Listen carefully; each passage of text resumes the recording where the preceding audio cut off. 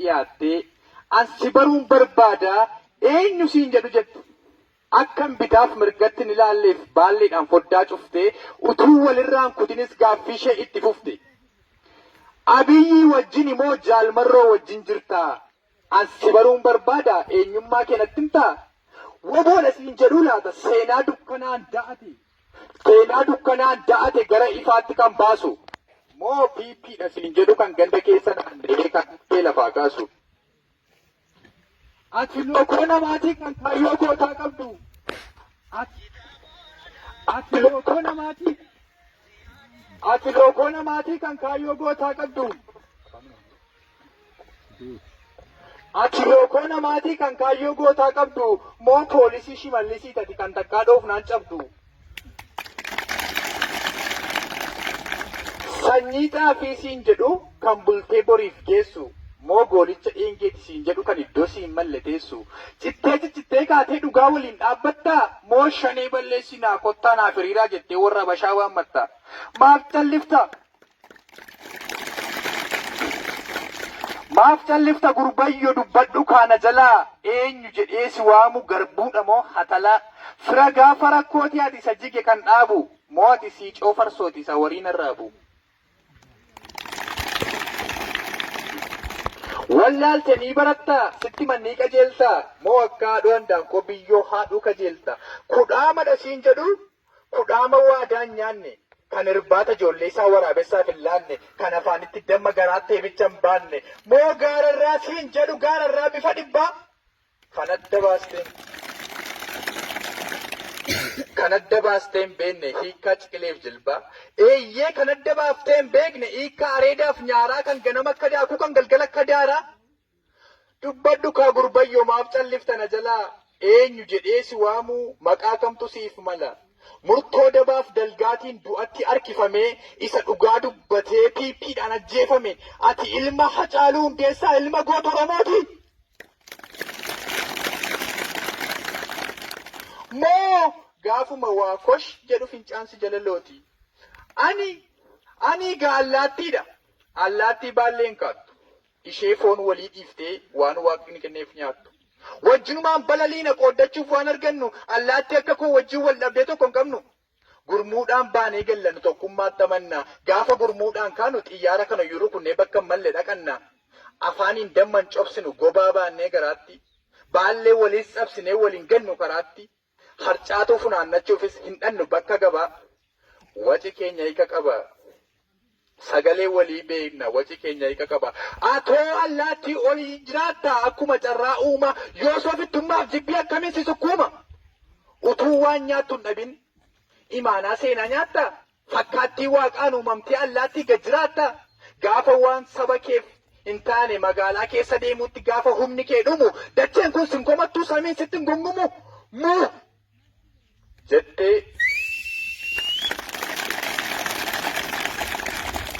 jettee natti dubbattee baallee ishee bat gochaa.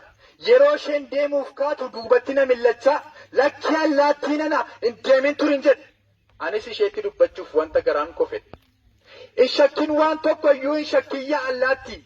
Ani ilma Maammoo Mazambiroo obboleessa Tasfaa'uun Camadaati.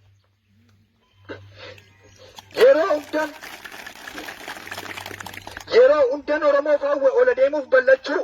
Gaaf tokko jedheen beeku lakkii kun nan galchu. Na galchamaaf nan galchu. Utuu Oromoon hin gammadin eessaan fida gammachuu. Kan dhiigaa walitti dhabne hundumtuu naaf obbolaa. Gaafa tokko asii cabu ani achiin okkola. Gaafa tokko asii baroodu ani achiin boorradha. Gaafa tokko asii madaa'u ani achiin hooqqadha. Gaafan dhabuuf argadhu gaafa qorraaf bulluqaa. Rakkinni Oromoo kootii na nyaata na tuttuqaa. Dhamaan itittuun jedhu. Dhamaan itittuun jedhu buquriidhaanis baaduu wanta Oromoof hin taane naaf ta'a jedhee yaadu. Wanta natti naqanis hin baadhuan akka okkoteef xaasaa fuullee dhumatti ilaaleen oolaaf yeeyyadda baasa.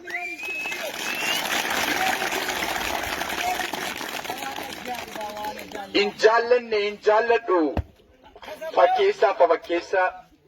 Lakki ani bubbee miti adeemtuu ganda keessa. Eeyyee soqaladhee sin fiigu ani wanta bor darbu faana lafee goota meeqaatu dirreerraa na waraana.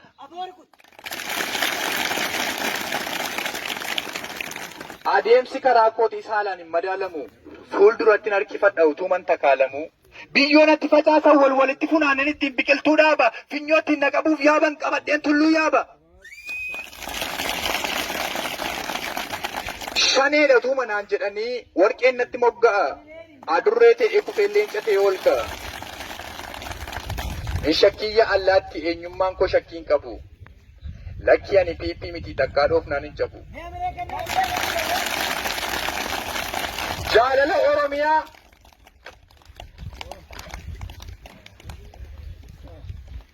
Jaalala Oromiyaa eeyyee jaalala Oromummaa malee hin kudhaan manne jibbaa. Sirriittan adda baasee beeka hiika jigileef jilbaa.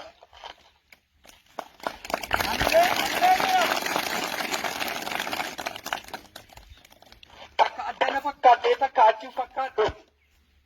Takka addana fakkaadhee takka achiin fakkaadhu. Dhiiga Oromoon jiifadhee irbaata sobaan nyaadhu. Yaadannoo baaroon dubbisa huccuu taaddeen uffadha. Amma lubbuun jirutti dhugaa Oromoon dubbadha. Jedhee allaattiif deebifnaan isheenis baallee ishee bat gochaa balaliite na biraa na sobeere yaakka.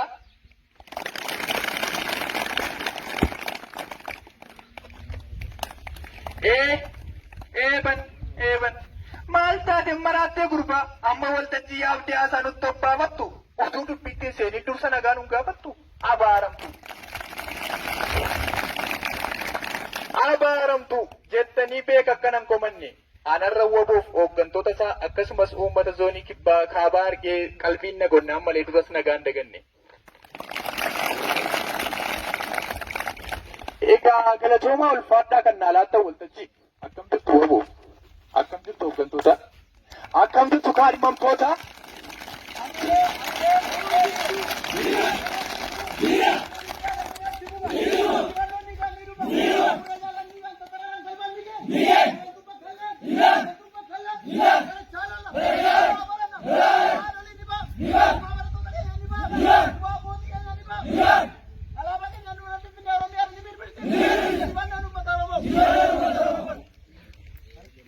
Galatoomaa ulfaadhaa kan naalaatta waltajjii akkam jirtu waboo akkam jirtu kaadhimamtoota akkam jirtu uummata koo.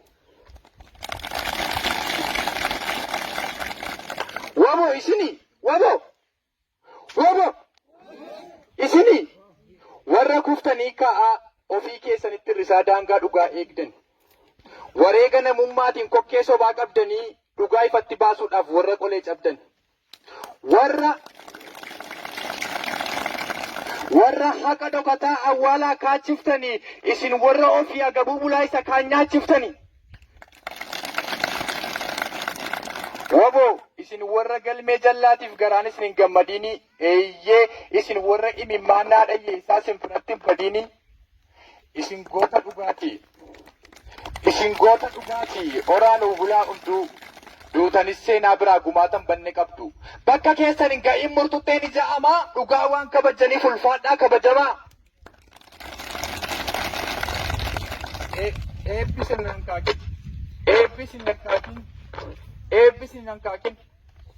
Eebbisin nan kaakin burqaan sinitti hayya'u.